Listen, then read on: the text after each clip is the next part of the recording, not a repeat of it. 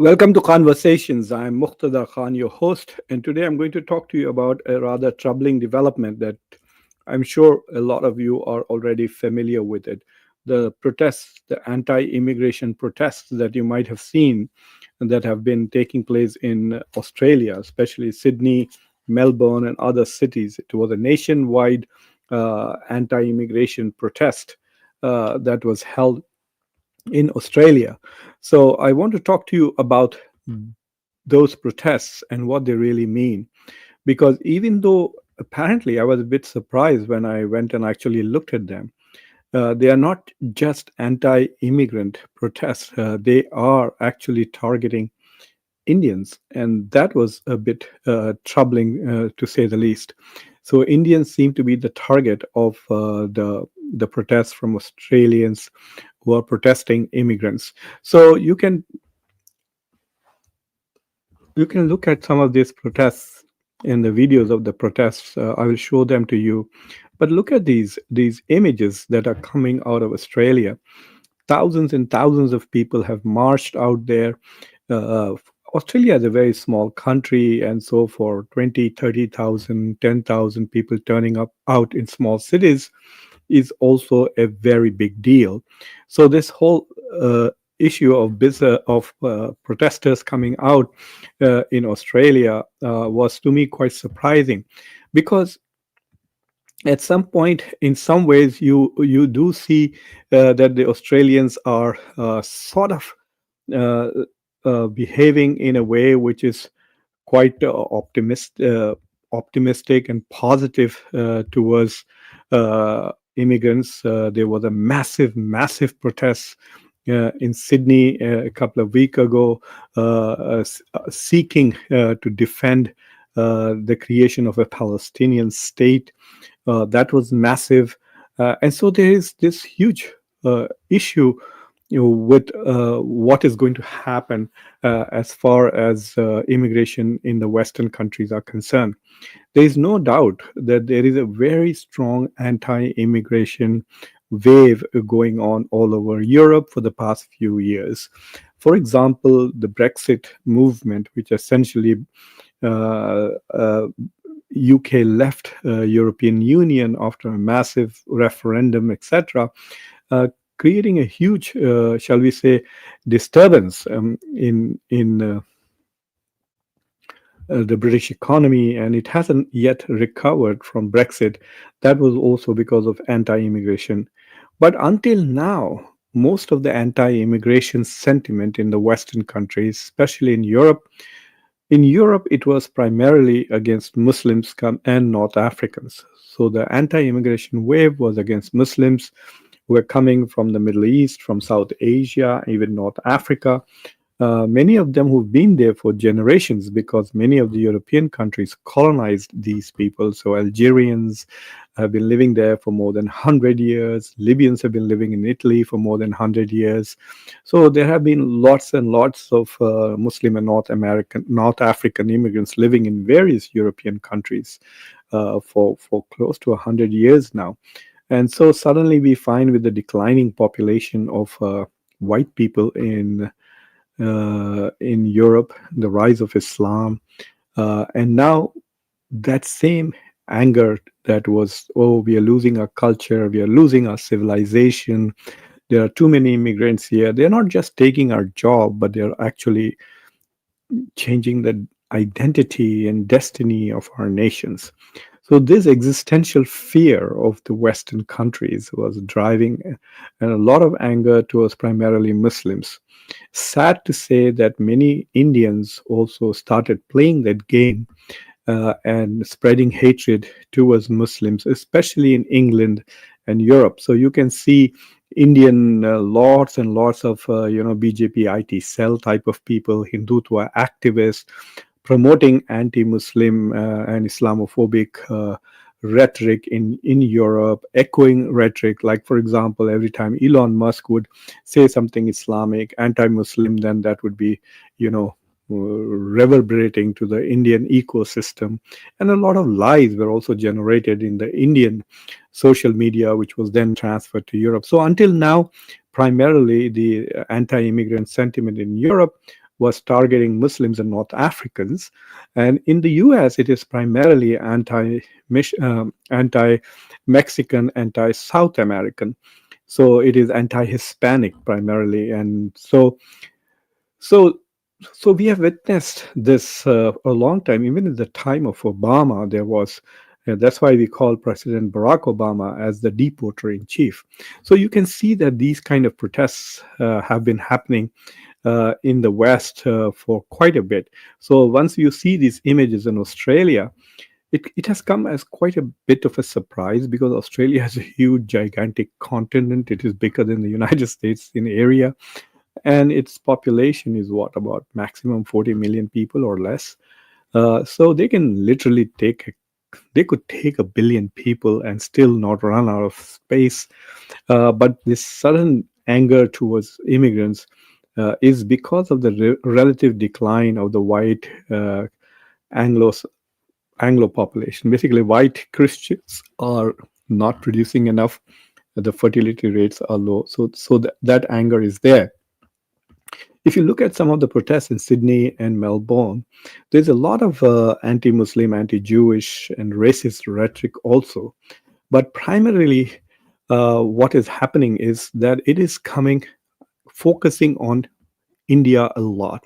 So let me show you this interesting short video in which there is not only protesters who are protesting against immigration, but there are also people who are protesting in favor of the Palestinian state. So you find, even though there aren't many Muslims or Muslim South Asians or Arabs in Australia, I will show you the data and then you'll realize, but yet the support for the Palestinians is enormous. The entire country, it looked as if was standing for the Palestinians, and so Albanese had to change his policies towards Israel and towards the war in Gaza. But this sudden right wing, and this is coming from right wing, it is kind of, there's something like a poetic justice, because in India, it is the right wing people who go after Bangladeshis and say, oh, yeah, Guspitiya, these are Guspitiyas, these are people who have sneaked into the country, and they treat them as something low lives. And on top of that, I mean, to give you an idea of how badly India treats people who they think are illegal migrants, even without proving that they are illegal migrants. In the month of April this year and in May, in Ahmedabad, 8,000 homes were simply bulldozed. And the justification was that these were illegal migrants from Bangladesh. 8,000 families became homeless. It is not that they were deported. They were not arrested. They were not detained. They were not deported. There was no court cases proving that each one of them is an illegal person. They just destroyed 8,000 homes. They made their own population homeless. So now there are 8,000 homeless people moving around. In fact, I did participate in a fundraiser to help these poor people with blankets, etc., when the winter comes, and trying to send them some food here from the United States. And on top of that, the Modi government does not allow people anymore, for foreigners, to send even aid to poor people in India, unless the sender is also Hindu and the recipient is also some Hindu organization. Then it is easy to send money.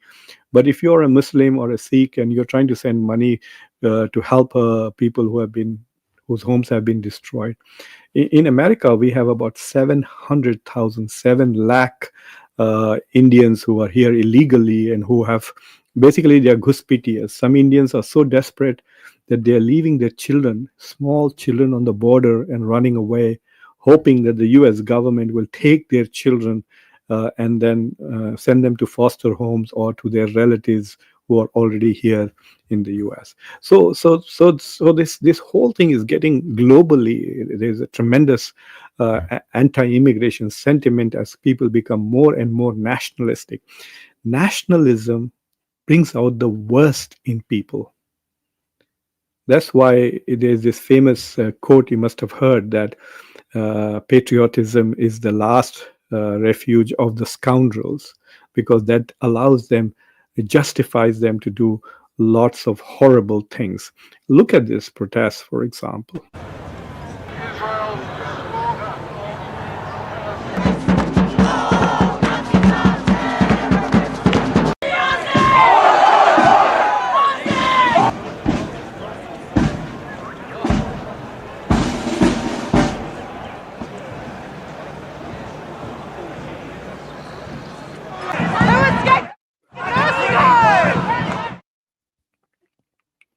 So these neo-Nazis basically were marching, and then they actually ran into a pro-Palestine protest, and there was a fight between the two protesters there.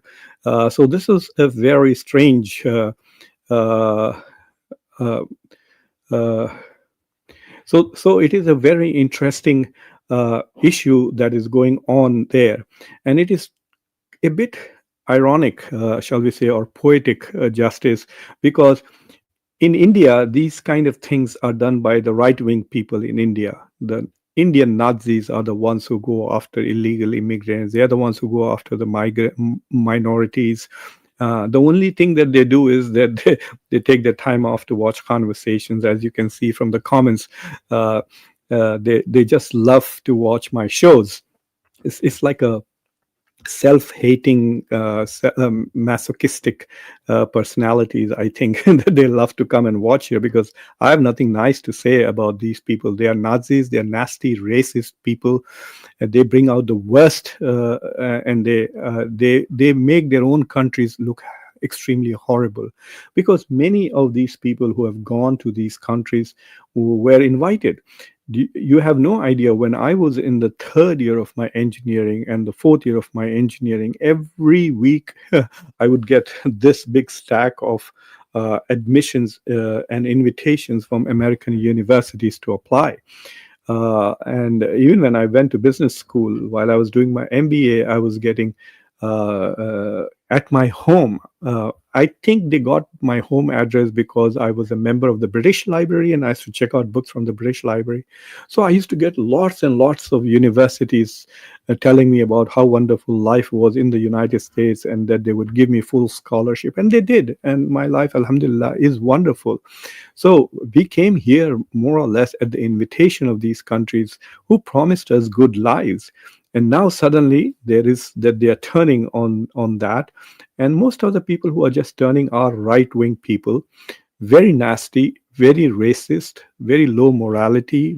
Usually they themselves are big losers, so they are kind of now envying people who are foreigners and who are doing well.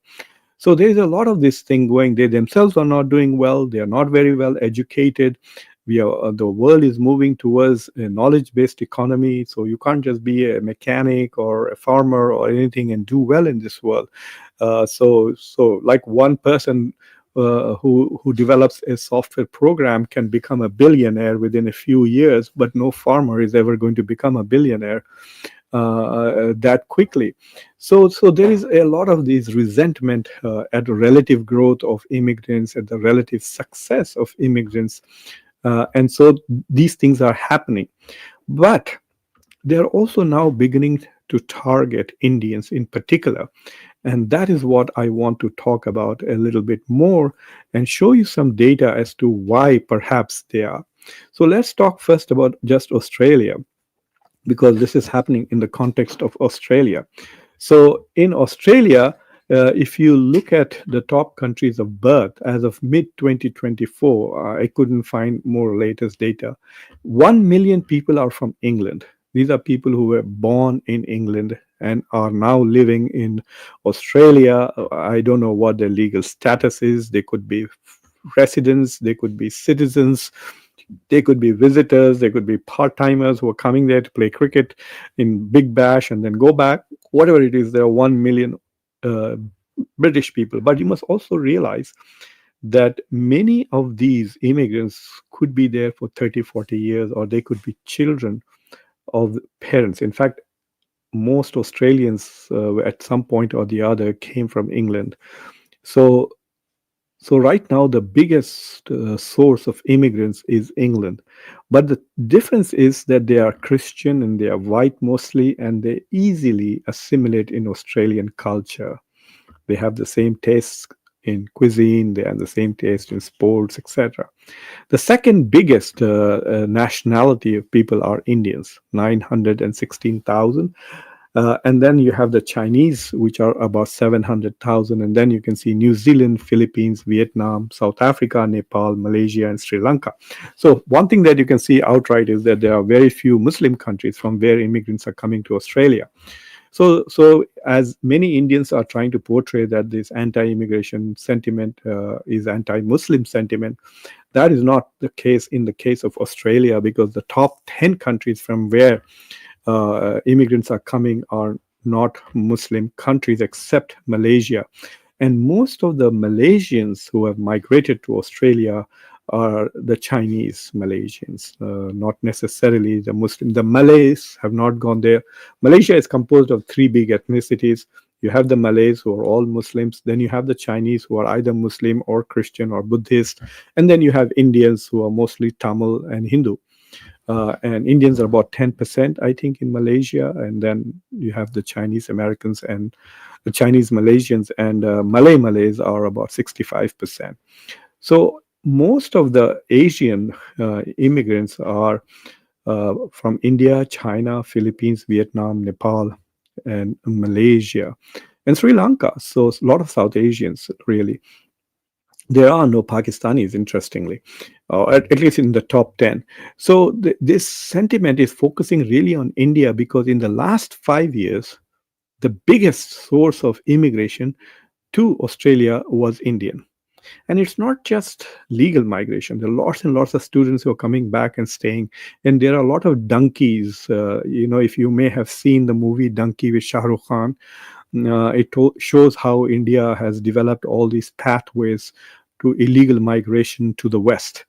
And so they are all there. And so the projection for the next 5 years is that majority of people who will be coming from overseas will also be Indians. So there is a lot of what should we call visual impact. So, for example, when Australia was playing India in MCG, there were many commentators who say it appears that there are more Indians in the stadium than Australians. So people who are living in Australia are cheering India and not Australia. So even if they are Indians who were born there, who are citizens there, they are cheering India and not Australia. To them, that is not assimilation.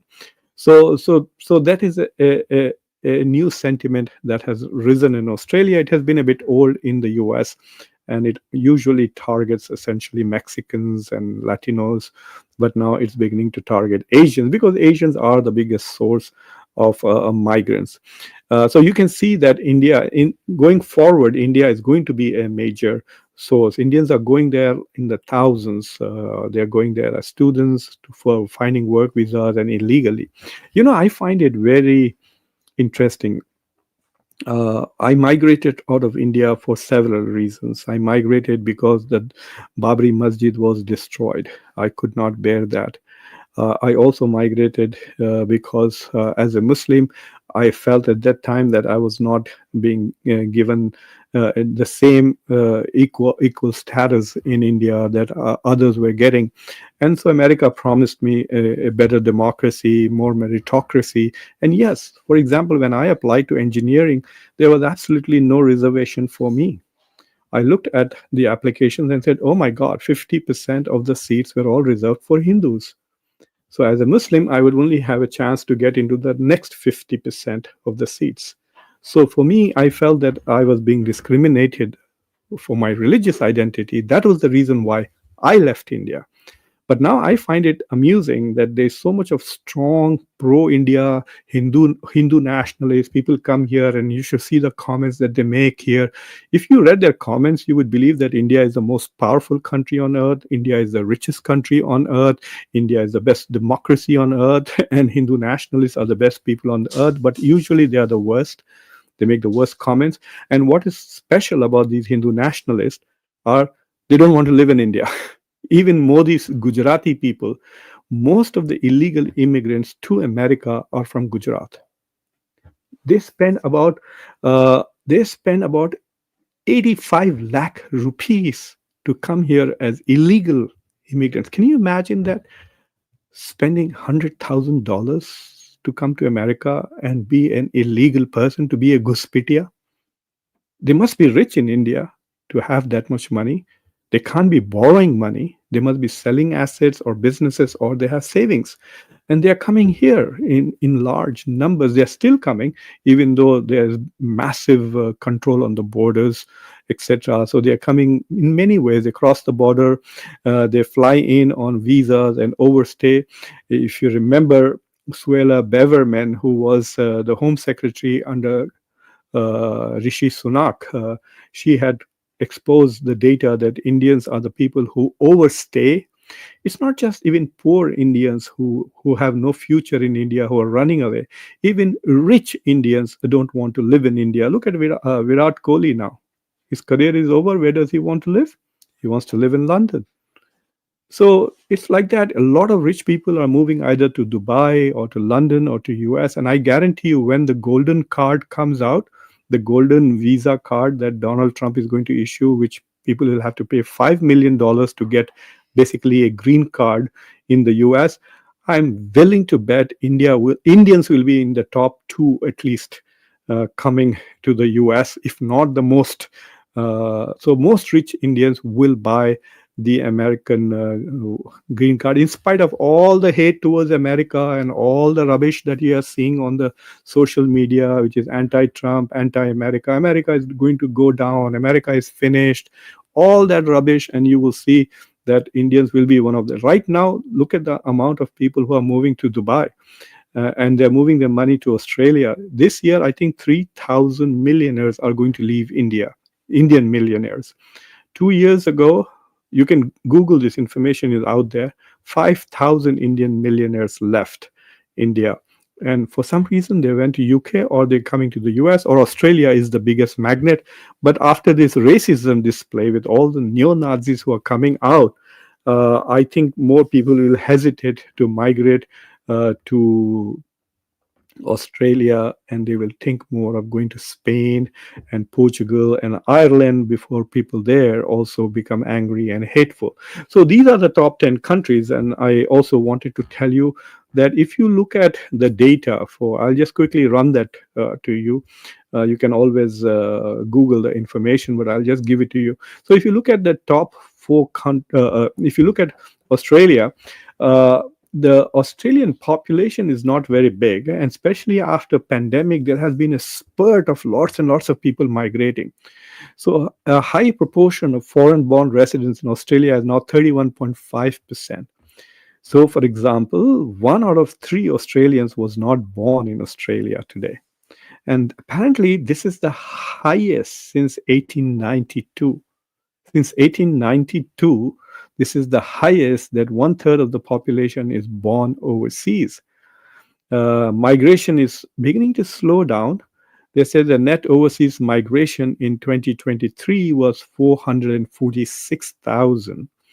But a year before that, it was 536,000. So imagine getting 500,000 people, 5 lakh people coming in every year. In America now, we have 55 lakh Indians here in America, and of that, 7 lakh are completely illegal. And then there are many who are in various stages of green cards or H-1Bs, etc. So if you look at the data of these 4 countries, which are the most favorite for people to migrate, when I say migrate, it's not just to go. Like, lots of people go to Saudi Arabia and Dubai and Kuwait and Bahrain, but they don't go with the expectation of becoming a citizen. But most people who are going to US, Canada, Australia, even like that famous Indian movie star Akshay Kumar, for example, he gave up Indian citizenship to become a Canadian citizenship. So all these people who are going to these so-called, shall we say, Five Eye countries, including New Zealand. It's in New Zealand too. Indians are now the biggest migrants, but we haven't seen any backlash there yet, because New Zealanders are having a different problem. The white people from New Zealand are migrating to Australia, as you saw in the data, and so there is actually need for human capital, and so they are still accepting a lot of Indians. So if you are ready to run away from the Hindu Rashtra, from Prime Minister Modi's government, Modi hai to bhago slogan, then go to New Zealand now before they begin to close the doors. So in the US, we have now about 330,000 international students from India. We have this year, sorry, in 2024, last year, 399,000 H1B visas were issued, and 91,000 Indians crossed the border illegally. 97,000, sorry. So 97,000 Guspitias came in 2024. Of the 400,000, about 80% are Indians on the H1B visa. So you could say about 320,000 came on H1B visas to the US, and about 330,000 international students, all hoping to stay back. And then if you look at Canada, it's even incredible. In 2023, 533,000 students went to Canada, were in Canada from India. There's a racket going on. There are a lot of Canadian universities who are fake universities, and a lot of people from Punjab have used student visas to basically migrate. And Canada has a terrible law which allows international students to work off campus full time. So basically, you just come to America, to Canada on a student visa, and then you find a job and start working full time, and you're legal. In America, it's not like that. You can only work 20 hours if you don't have a scholarship, and you can only work on campus. So you can't take any job. And if you take a job now, given Donald Trump, they are simply grabbing you, and if they catch you, they're deporting you right away, and they will cancel your visas. But nevertheless, so Canada laws itself made this easy to happen. Australia, I don't have the number for how many Indians have been going to Australia, but we know the biggest number. The total number of Indians who are living there are now close to 1,909.6 lakh Indians live there. And in UK, of course, there are lakhs and millions of it, about a million people. And Indians are 23% of all foreigners who come to England now are Indians. And what they are doing basically is Indians are the biggest people who overstay their visas. So they go there on British business visa, student visa, whatever, and they overstay there in England. And so they are, I don't know, there's going to be a backlash. And the best part is it's going to be right wingers. In India, all these Modi Bhags and all the BJP and RSS people, they were so happy that right wing parties were winning elections in Europe, the Donald Trump, Ab ke Baar, Trump Sarkar, and all of these tops.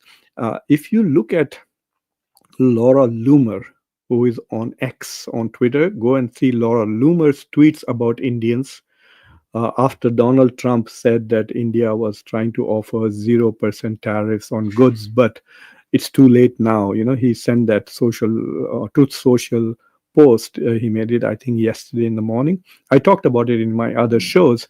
And then you can see that Laura Loomer, and then there are others who are really, really very horrible, who are saying extremely anti-India things on Twitter. I can tell you their names, and you can go and look at how nasty they are becoming. So there is it's not Hindu phobia, don't get confused. It is not Hindu phobia, it is anti-India sentiment because of various things. And I'll tell you what the reasons are also with the anti-India sentiment that is brewing in the West. And now with this fight with Donald Trump, as Donald Trump says horrible things about India, Peter Navarro says horrible things, and then people in India will start saying horrible things about America. It'll be all over social media, it'll all be over Twitter. And then as a result of all of those horrible things being said, you will suddenly find that there will be a mutual hatred rather than mutual appreciation and respect and recognition between the two people. So the people to people relationship could go down the drain, and that is a big fear. There is also this problem that India brags a lot.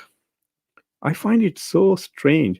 It is India which is Vishwa Guru. Who made India Vishwa Guru?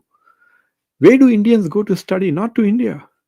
They are going in lakhs and lakhs to the West. They want to come to America. America is Vishwa Guru. People from all over the world want to come to America. America every year gets more Nobel Prizes in sciences, forget about the politics, in sciences than India has in its entire history. Let that sink in. America gets more Nobel Prizes for scientific subjects more or less in 1 or 2 years than India has got in its entire history. So, what Vishwaguru are you talking about? Look at IT stuff. The thing that India is so proud of is IT. There's nothing, no big brand from India. At least China has TikTok, China has Alibaba, China has DeepSeek when it comes to AI. There are two parts to IT. Hardware, China dominates entirely. It's more than $1 trillion just making iPhones, iPads, computers, chips, etc. And then when it comes to services, go and check on this. In IT services, China is more than double of India. And China is bigger than the US. US is $500 billion in IT services.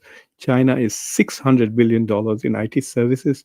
India's total is less than 300 billion in IT services. So China is more than double of India and 25% bigger.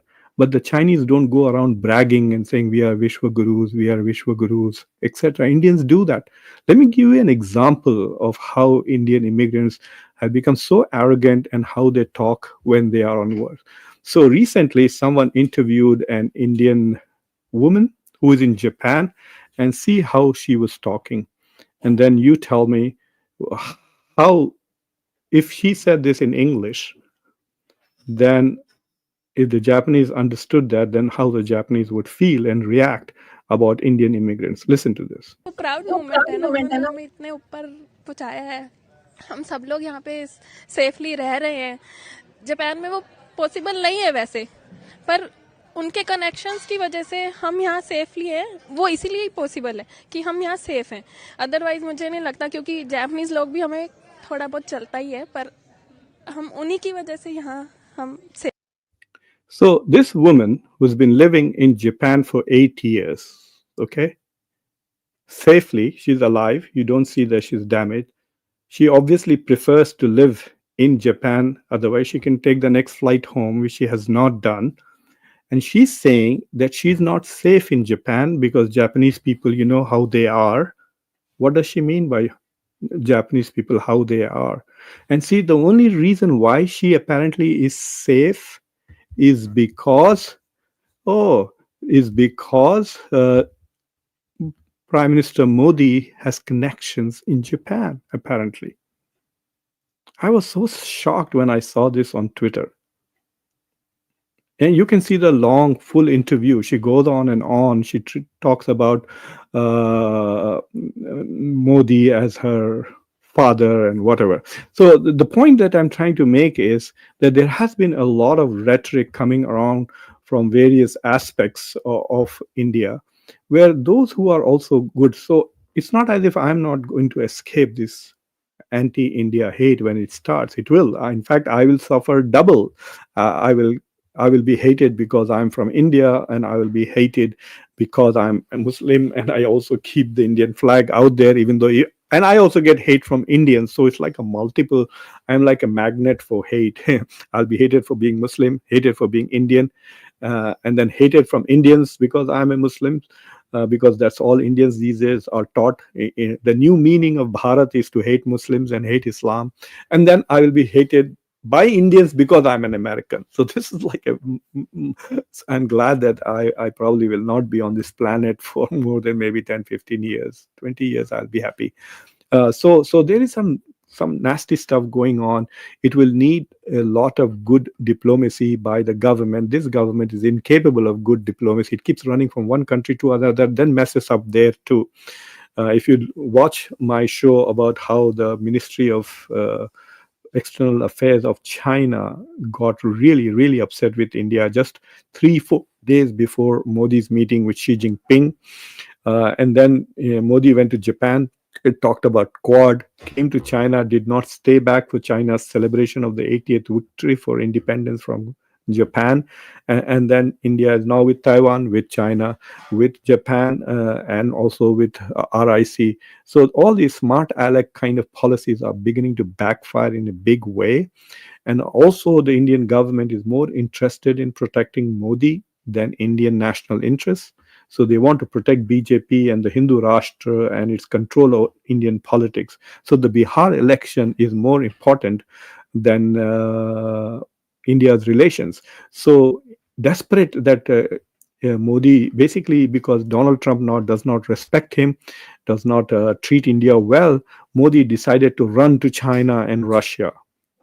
And guess what? Modi completely forgot that just in May, China was practically at war with India, supporting Pakistan with weapons. 80% of the weapons that were used during Operation Sindoor by Pakistan came from Turkey, a little bit from Turkey, mostly from China. The missiles which destroyed Rafael and other two jets that everybody in the world except India accepts were Chinese PL-15, whatever those things are. They're air-to-air missiles that the Chinese gave. The jet fighters that Pakistan was using were also from China. China provided real-time intelligence, and subsequently, in every major diplomatic forum, uh, China was helping Pakistan. And now Modi, because Donald Trump, he doesn't have America in his corner. Now he ran to Russia and China and is pretending as if relations with China were good since October last year. No, they were not good. You were at war. And I guarantee you, if Donald Trump had given India even 15% tariffs, or let's say 14% tariffs, and had not imposed the further penalties of 25%, oh, then India would not have gone to RIC. India would not have gone to China. Remember, Modi cancelled the SCO summit when he was president in India in 2023, made it a virtual summit, and then Modi didn't go to the SCO summit in 2024. Now he went running because he wants protection from China and Russia, or rather, he's seeking support from Russia and China against the aggressive behavior of Donald Trump. This is not strategic autonomy, this is strategic dependency. So I think as long as you have people who are bragging about how great and powerful they are, India is a $4 trillion economy. It is one fifth of China. This is China at 19 plus trillion dollars. This is India at $1 trillion. This, sorry, this is China, and this is India. One, this is four, and this is nearly 20. You can say like this, 19. And then if India is one, then America is 30 times, 7 or 8 times bigger at $30 trillion. India is $4 trillion. And then you talk about being Vishwa Guru, rising power, this and that. It's absolutely rubbish. 2% growth of the US at $30 trillion is $600 billion. $600 billion at 2% growth. If India grows at 10%, its growth rate, it'll be just $400 billion every year. So I think there has to be some modesty and some recognition. And I think there's a global backlash. Let's hope it doesn't happen. Let's hope it doesn't happen, because I don't want to see, especially Indian students, so many of my students, we were having a reception for new students who came. We have a lot of new students coming from India, from Pakistan, from Bangladesh. And so we were having a reception just last week for new PhD students. And then suddenly in the middle, before the so we had this many rounds. We had food, we have salads, and then dessert, and then tea and coffee. This was a luncheon kind of a reception for graduate students. And then suddenly we see a lot of graduate students running, and one of them is from India. And I said, "Where are you running? The reception is not yet over." And she said, "Dr. Khan, I'm afraid I might get a parking ticket." She's afraid that she might get a ticket. And, if it was last year, I would have said, "Don't worry, I'll pay your ticket. Just hang around and, meet the new faculty, meet the new students." But now it's not about $20 parking fine. It is, she's afraid that her visa will be canceled if she gets a parking ticket. So the atmosphere has become very, very difficult. I regularly meet with students, international students, and we are talking about their dissertations. And the first thing I tell all my students now is finish it as quickly as possible. They don't want to finish it as quickly as possible because they want to remain in America for as long as they like. So, I mean, I have students from Mumbai, from Punjab, from mostly Delhi, and because social sciences, I think the North Indians are pretty good, especially in the Delhi JNU environment. So I spend time with them. I know about their families, about their home condition and the situation with India. So they are all suddenly very nervous. Last year they were so optimistic. I remember my students talking about doing their dissertations on Quad, on Indo-Pacific, etc. Now I have to go back and we have to revisit those people who are doing their research on Quad, on Indo-Pacific, etc. Because those research questions may have become irrelevant. So if they end up doing a dissertation on these topics, on India, US, like one student wanted to do a paper on India, US strategic and technological partnership. And I don't know what to say to her now, especially since Donald Trump has canceled his proposed visit to the Quad. So it does appear that Indo US relations are going to be on a pause, at least while Donald Trump is president. So I think that I just wanted to let you know, and for you to worry about this. This is not. I'm not trying to like mm, scare the hell out of you, but I do want you to know this, especially if your children are planning to come to the US. I would alert you. There are other places you can go to. You can go to Norway. You can go to Sweden. You can go to Switzerland. Hong Kong is also a very good place to do PhD. They have very good stipends and scholarships.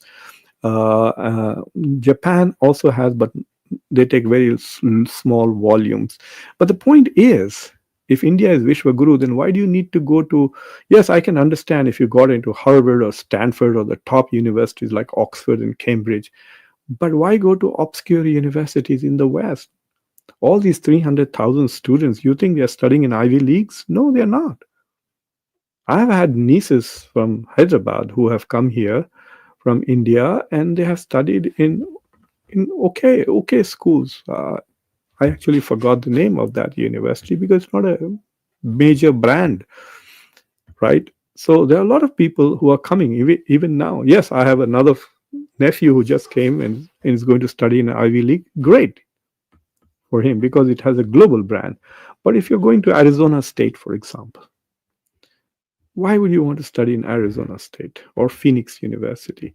Unless, of course, you want to stay back in America, then it's a different reason. Then any admission, any visa is acceptable. But I would suggest you go to NUS, the National University of Singapore. It is better than University of Delaware in many fields. But if you want to come to America and not go to Singapore, then that's a different story. So I think Indians will have to start thinking in terms of studying at home, finding jobs at home, because the global environment for immigrants is going to get terrible. Not just for India, remember that. It's going to be for everybody: Sri Lanka, Bangladesh, Pakistan, most African countries. And I think this could become a problematic in terms of security issues.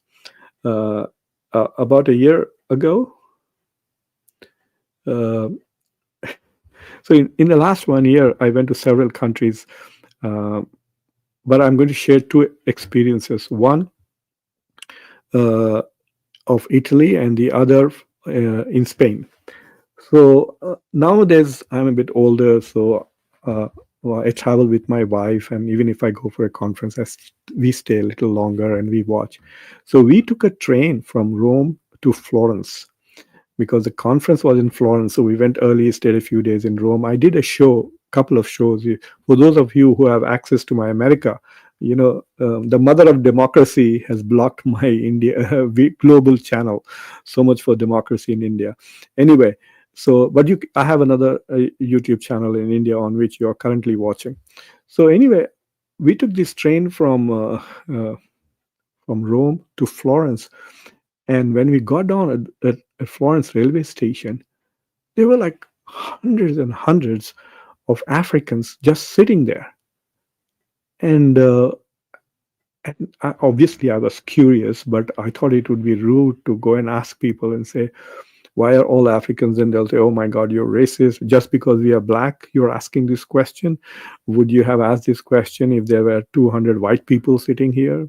And so I didn't know what to do. So while I was standing there, there was a woman who was also standing there, and without me asking a question, she said, "Oh, these are all new migrants who have just got into Italy by boat, and they are waiting to take trains to different European countries. Some are going to Switzerland, some are going towards Britain, some are going to France, depending on which country they came from. So those who came from French-speaking countries are going to France. Those who came from English-speaking countries are trying to go to UK and so on and so forth. So I actually saw mass migration in Europe. And then a few months later, we went to Spain, and we love Spain, and especially Cordoba was fabulous. So we were going for dinner, and on the way, I have this on my Facebook. Some of you are my friends on Facebook. You can see those photographs of Spain. So there was a huge protest going on. So I took a few videos briefly, and then I joined the protest. And so everyone was talking Spanish. I don't speak Spanish. I'm not very good at all. So I could see that they were talking about immigrants, but I could also see that it was an all white audience. So we stood. So they accepted me and my wife. My wife can, she's from India, but if she's not with me, then you can mistake her to be a white woman. But with me, of course, there's no mistaking. I'm Indian. I look Indian everywhere. And if you notice, I sometimes also dress in clothes which signal that I'm from India. Yet they came to me, they talked to me, they gave me all these Spanish flyers, etc. And and the next day when we looked at, so we stood with them about 10 minutes, and then we moved on. And the next day, obviously after dinner, I came back and I Googled it up, and it turned out it was an anti-immigration protest. So it was like a bizarre experience. I felt foolish, but it was okay. I wanted to see what they were doing. They were just singing, they were standing, and they were just distributing leaflets. There was no nasty comments, and it was so neutral that in 10 minutes, I could not figure out whether it was pro-immigration or anti-immigration. And so it was interesting to say. So those are my thoughts, that I think that the anti-immigrant sentiment is shifting towards India, primarily because Indians have become the most visible immigrants. They are going to be also the largest from every part of every part of the world, at least the English-speaking world. Every country, the biggest number of people coming legally and illegally are mostly Indians. In America too, the illegal immigrants are third highest are from India. The highest are from Mexico, then Guatemala, then India. And there are many Latin American countries which are so close, but the third highest are India. So all the way from India, they go into Mexico and Guatemala. They go to actually France. From France, they go into Nicaragua by plane, and then they walk across from Nicaragua all the way through Mexico and come to the border here. And of course, now Donald Trump is building walls, setting up cops.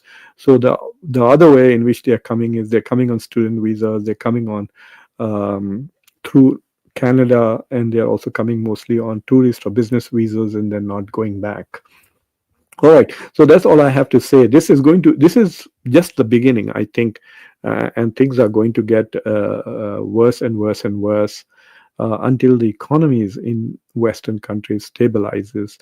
And you know, you will not perhaps have thought of it, but the explosion of AI will create a lot of unemployment. I was just thinking the other day. I mean, I'm a professor who teaches social sciences, philosophy. I teach Islamic studies. And I think that even somebody like a job like mine can also be gone, because you could create a hologram, an avatar of me. So you could take my best lectures in every, let's say, I give 33 lectures in my foreign policy class. You could take those 33 lectures, and then you can have a hologram, AI generated, or a robot that can do what I do. And it'll always perform at its best, no headaches, no tired, sorry I came late today, I'm missing, I'm on vacation. Nothing like that. No vacation, nothing. We'll work 24/7, give the same level of performance, and cost very little. No health insurance, no holidays, no incentive, no promotions, no raise in salaries, just maintenance cost and maybe upgrades. And upgrades are not a bad thing because that means getting better. So I think when AI starts destroying jobs, and it will destroy jobs in the West first because these are more developed economies, more advanced economies. That means AI will be playing. We have started getting self-driving taxis now in New York. I think starting this week. So guess what happens? What will happen to these thousands and thousands of immigrants who are taxi drivers in New York?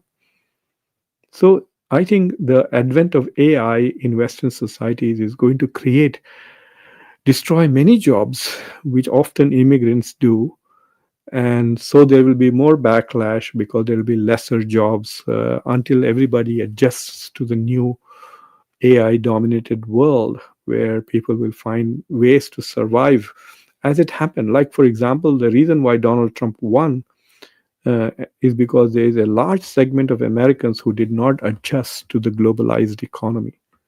Globalization started in 1991. So it's about 35 years, and they have not adjusted to the new economy. And they have suffered as a result of it. They became poor, they have bad health care, they have bad future, their children have a bad future, they're insecure about it. And that's why all this anti-immigration sentiment that you see brewing everywhere. So I think AI will do in 2 3 years what globalization took 30 years to do. So things can get very ugly very quickly, I think. So anyway, let's pray that things really don't go that bad, and things get begin to uh, go worse. So so we will see how things work out. And thank you for watching Conversations. If there are any questions, I'll be happy to answer those questions and take your comments. Somebody just said that they are not able to hear me. Let me see if this is why are you not able to hear me. Let me see if you can hear me. I do anything. Oh, you wish you. So I don't know why some of you are not able to hear me. Uh, I don't know why some of you are not able to hear me. So I can hear on one of the. I just checked into one of the YouTube channels, so it does appear that I can hear myself. Anyway, uh, so let me see what the questions are. Christopher Moses. Chris is a supporter of Conversations, a member. Hi, Chris. How are you? Lalak Khan. Saudi and Iraq stop oil supply to India. How long does India sustain all these sanctions? Uh, they didn't stop to India. They just stopped selling oil, crude oil to the Nayara refinery, Lalak. It's not for the rest of India. So it's just one refinery. Yes, they have 8,000, I think, pumps in India, gas pumps. So they also not only sell abroad, they also sell domestically, that company, which is half Russian and half Indian. Rosneft or something is its name. Ajit Joshi, why do you say that? Why should they stop? I mean, some of the brightest people in the world are coming from India. So if Donald Trump were to ask my opinion, I would say yes, control for quality. And that's what Vivek Ramaswamy was saying. That's what Elon Musk said. We created H1B to steal geniuses from other countries, not bringing duffers here. Can you imagine all these illegal Gujaratis who are hanging around here? If they do what they do in India, like go and lynch somebody for eating a burger, you know how many burgers Americans eat? You know how many cows we eat? We eat like billions of gaumatas here in America. So if some nutcases go and try to lynch somebody because they are eating a burger, that's it. That's over. They will talk about saffron terror, Hindu terrorists, etc. And then a lot of anger will begin against India. So you have to be very careful what kind of people are coming here. And so we will see what happens. Fortunately, I think that the West needs immigrants, and the West has not managed immigration well, and many Westerners themselves have taken advantage of their immigration laws to make money. So there's a lot of mess going on, and as a result of that, there's a chance that they may throw the baby out with the bathwater. Uh,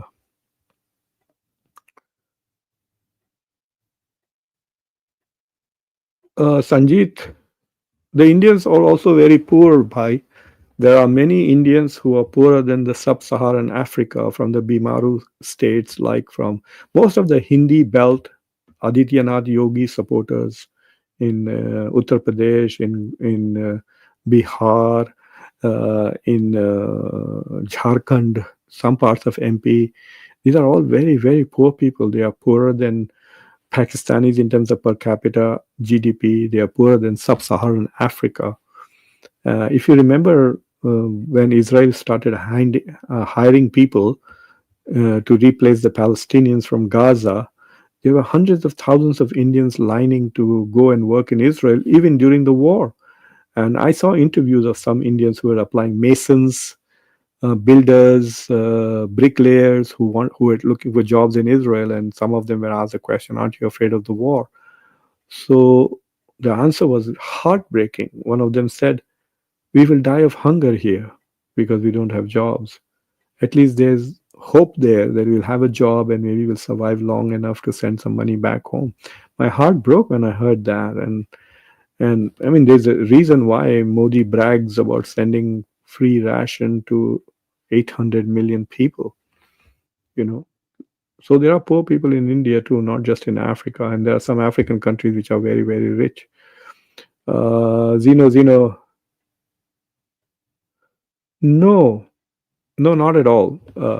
It's not just Hindus who are being targeted. Indians are being targeted, but in most of these countries, Indian Muslims are less, because in order to be able to migrate, you have to have resources, you have to have higher education, and you have to have, the government also allowing you. So yes, so Muslims are underrepresented in the diaspora in various parts. So, for example, in India, Muslims are probably 15 to 16%. According to the 2011 census, we haven't had a census in India in the last 15 years, even though it's constitutionally was due in 2021. India says because of COVID, it could not do the census, but most countries, in fact, all countries except India, who were supposed to have their census in either 2020 or 2021 have had their census, but India has not had. Modi government being so effective, so efficient with digital technology and all of that, they haven't done it. So we have to rely on 2011 census. According to that, only 14% are Muslims. But I don't think in Australia, of that 1 million people, I don't think there are 140,000 Muslims in Australia from India, not at all.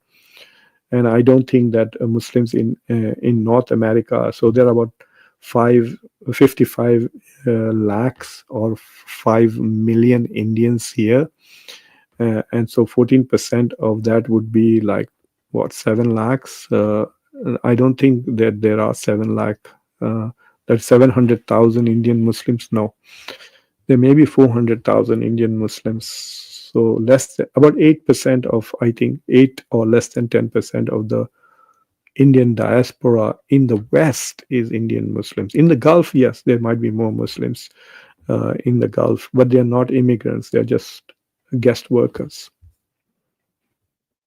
Uh,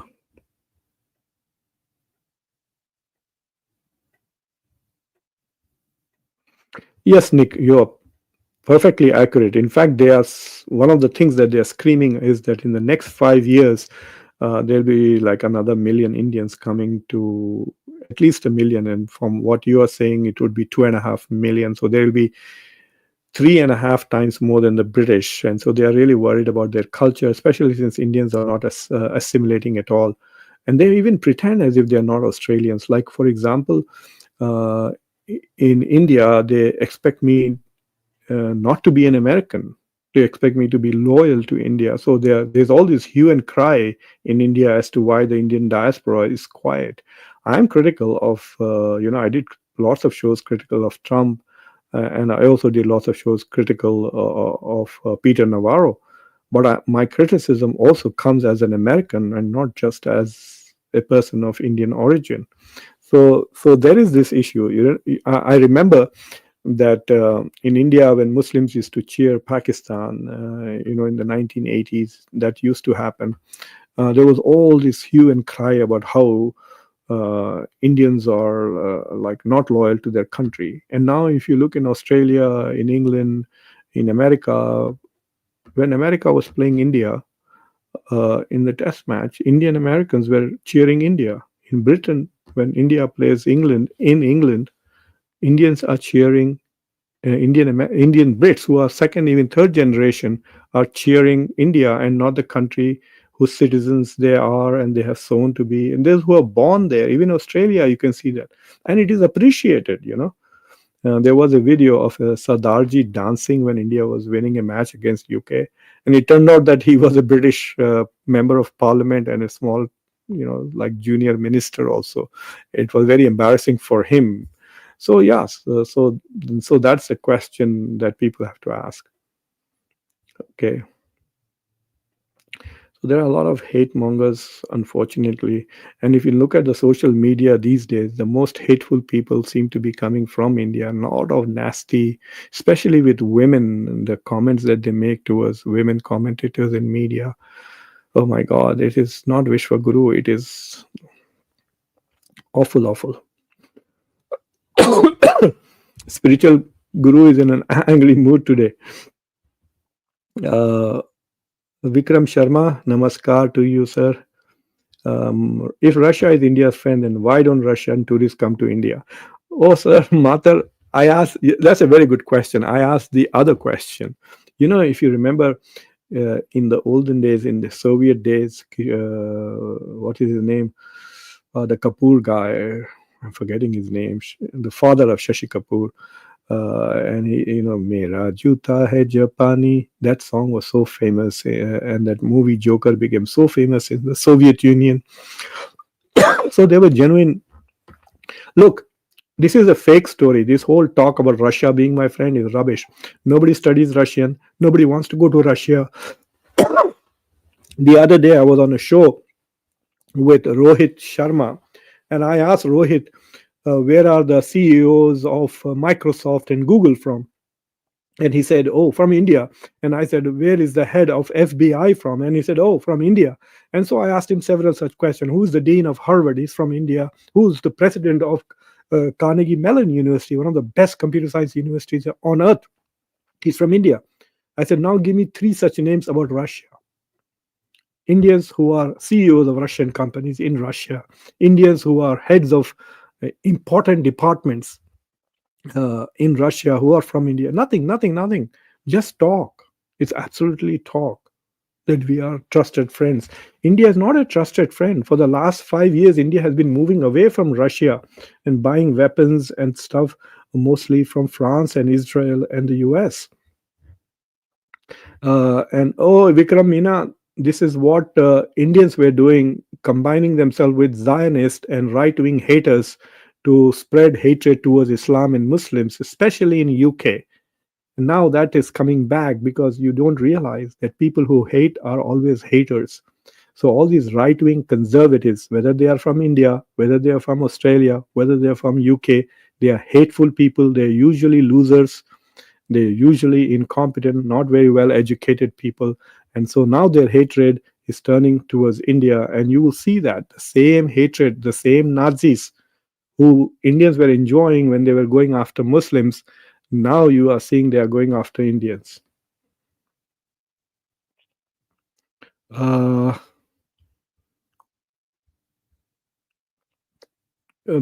Singh. Balwan means strong. Thank you very much. Why these Modi bucks are here? I have absolutely no idea, Nick. Why do they come here? Like, I provide a lot of analytical work, so I hope they learn something. If they are here, they should listen. But they're just here to, make hateful comments, and I'm okay with it because the more comments they make, the more my YouTube channel grows.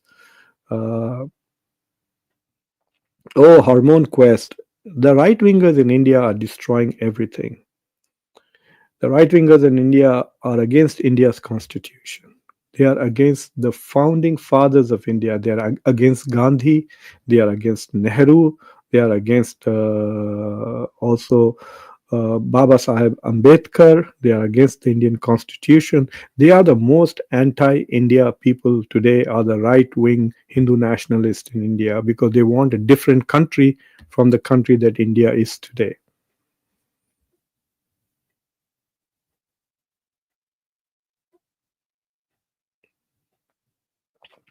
Saurabh, it depends on what field you're doing, Saurabh. If you are Saurabh Yadav, if you're planning to go for a tech kind of masters, right?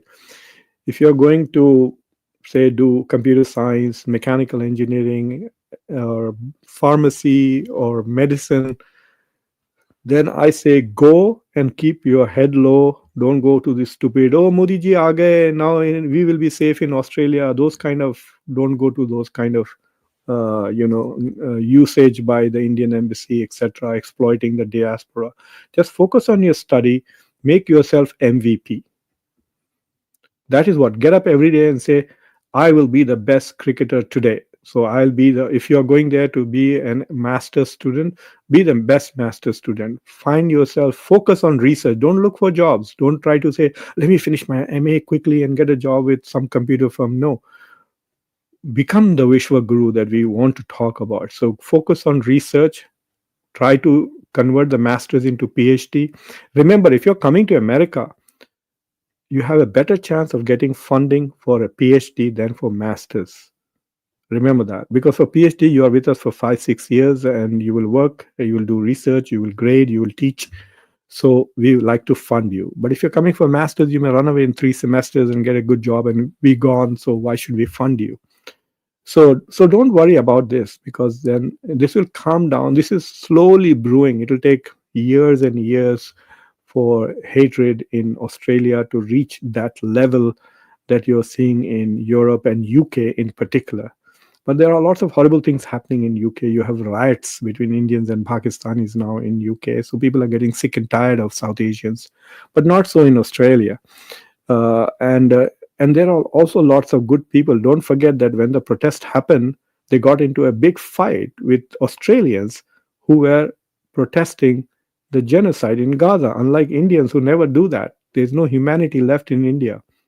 Thousands of children are dying, but Indians don't get moved. Heartless. It has become a heartless civilization. It's full of hate these days. Just because those children are Muslims, they have no sympathy for them. They are starving to death. But Australians are not like that. Australians are full of compassion. They came out and literally just Google Gaza protests in Australia and you will see the huge crowds. The biggest crowds on anti immigration were less than 20,000. Sydney was 8,000. I think Melbourne was the one which was the biggest. But the protests for Gaza were much, much bigger. And I can guarantee you the right wingers there are like the right wingers in India. They would not protest for Gaza. And so there was a fight between the protesters for Palestine and protesters against anti immigration.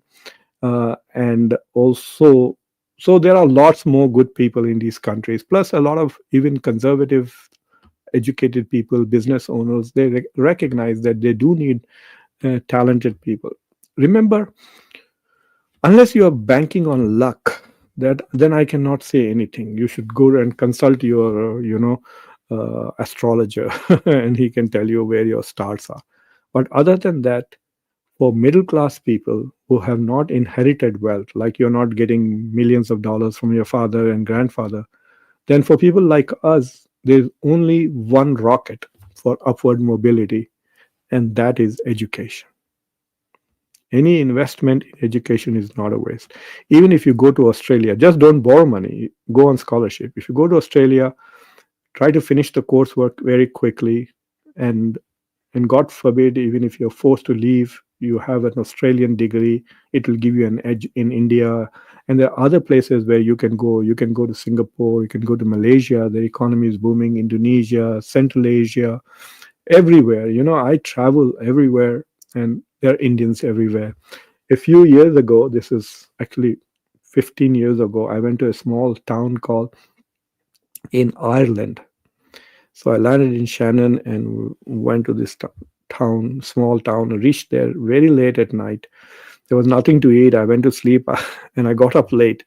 And so the breakfast was over in the hotel. So I got down and he said, "Look, the breakfast is here in Ireland. It's very good.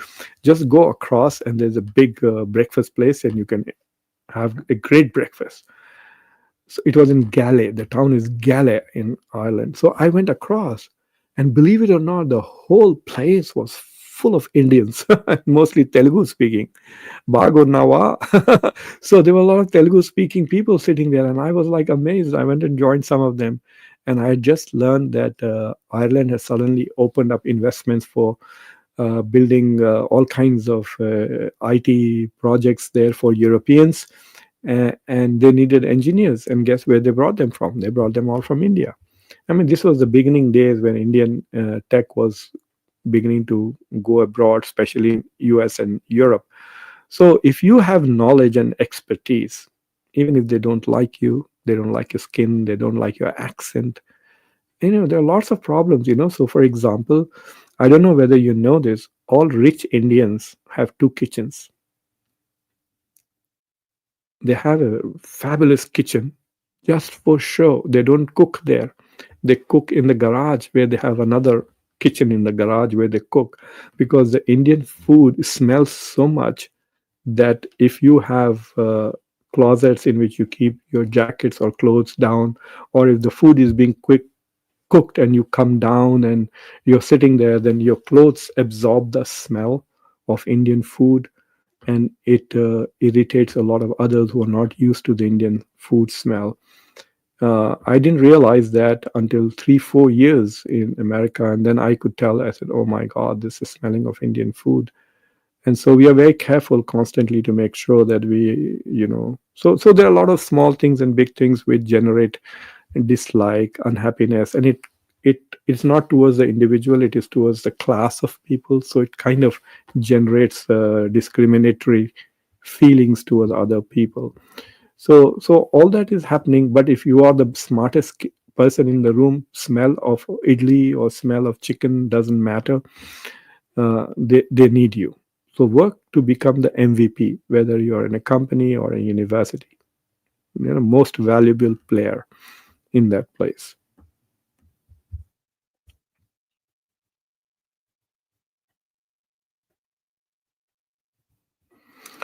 And we have a lot of hateful people. Let me tell you, for those of you people like Shankar B, the comments in the chat disappear as soon as I end the chat. So all your effort to repeatedly espouse hatred, maybe you're getting your 2 rupees from the IT cell people for making irrelevant comments which has nothing to do with the discussion. But let me tell you that the moment I end this chat, this live broadcast, all your comments will go away. So all these multiple posts that you're posting, take that screenshots and go collect your 2 rupees. Maybe that's how you earn your living, especially given now with Trump tariffs, there will be lots of loss of jobs. So I guess there will be more BJP IT cell. Apparently, they gave you 2 rupees to say one hateful thing. Uh, uh, so there are people here who are doing that. Yes, again and again, same comments. Uh, uh, Neil Kansa, good morning and thanks for such good topic with explaining clearly. Please make a detail on education. Yes, in fact, I want to bring some more experts from India on education. There are two things I need to do. One on the latest Indian quarter, which was very good, 7.8% growth. But remember, it was driven by service, 9% growth in the service sector, not in manufacturing. So the whole talk of Atmanirbharta is not happening there. And so we'll see how it goes. Yes, Raj Kapoor, Christopher. Yes, thank you very much, Chris. Raj Kapoor. I don't know how I forgot Raj Kapoor's name, but remember that song is so interesting. Listen to it. It was, I think, 1950s. Mera juta hai Japani, meri पतलून इंग्लिस्तानी sir पे लाल टोपी रूसी फिर भी दिल है Hindustan. It was anticipating globalization and Indians. There I know Indians who have gone to Australia and studied in Australia, then gone to UK and worked in UK, then came to the US to do PhD and then stayed back in the US, and their wife might be British or their wife might be Australian, or their kids are Australian, their wife was British and they went to Canada. So it's like that. A lot of Indians are like that, that the mera juta hai Japani type of spirit. So that is the era of globalization. So Raj Kapoor was long-sighted person, and very talented too. And he was highly appreciated. I think he got many uh, awards from the Soviet Union, highly appreciated there too. Okay. All right. So thank you everybody for watching. Himanshu Prasad, how are you? Everybody thank you very much. If you're not subscribed to the channel, please subscribe to the channel, like this video, press the bell icon, and don't, if you're in India and you understand Hindi, then also look at the show that I posted 11 o'clock. It's about a discussion with four prominent journalists on the reactions in India to what happened at SCO, and the rhetoric that is coming from the United States, which is becoming more and more hateful towards India. And so, thank you very much.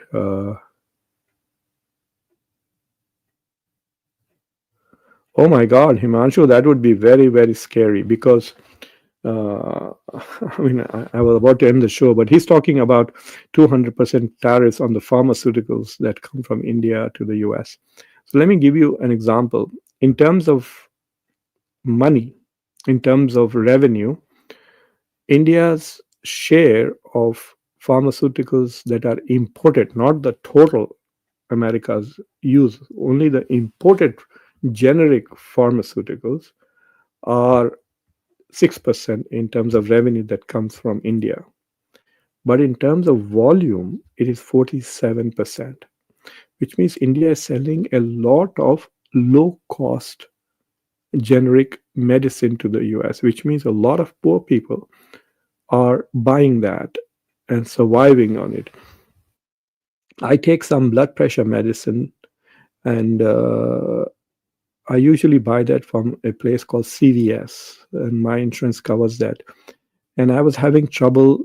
uh, It was my mistake. I waited too late to refill it, and so I had only 2 days worth of medicine left, and the refills were gone. And they said we can't get it. It'll take 3 days, 4 days, 5 days. So my payment for that medicine is $30 for 3 months. So it's about $10 per month for the medicine that I take, and I couldn't get it. And so they said, well, go to Walmart. And I went to Walmart, and Walmart said we have generic medicine, and it was not $30. It was like $10 or less than that, $9 something. And I called my cardiologist, and he said it's the same, Muqtedar, it's the same medicine. It's the same formula, same medicine, no difference. One is branded, one is generic. And then he laughed and said, it's probably from your home country, India. So yes, it's an important thing, and poor people in America will suffer. And I think if he imposes 200% tariffs on pharmaceuticals, then India can do what is called as uh, round tripping it through other countries, maybe send it to Dubai and send it from there, or export it to Europe. And from Europe, like India now has a free trade agreement with Great Britain. So Himanshu, maybe you can open a company in London and import those medicines free of tariffs into England, and then export it to US for just 10%. Oh my God, I shouldn't give such ideas, otherwise people might grab me. Uh, uh, Thank you, Man Singh. Rohit sir, totally agree with you. In some school districts in Canada, only Indian, South Asian students are left with very few handful native Canadians. Yeah, they're worried about that. And you know, a few years ago, I started teaching classes on South Asia. So I teach 9 countries in South Asia. I teach India, Pakistan, Bangladesh, Maldives, Bhutan, Nepal, Sri Lanka, Afghanistan, and Canada.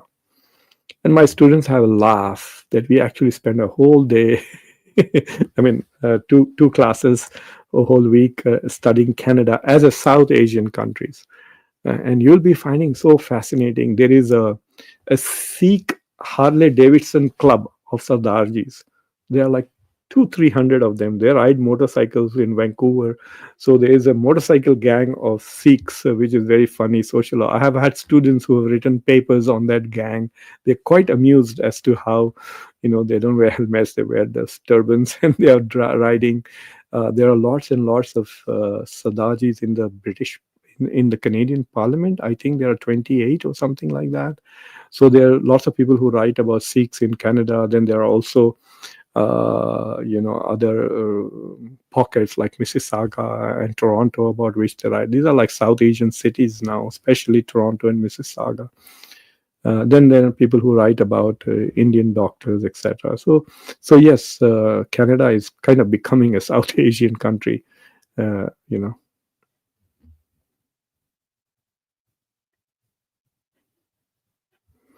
People are coming and saying all kinds of rubbish, probably with fake names.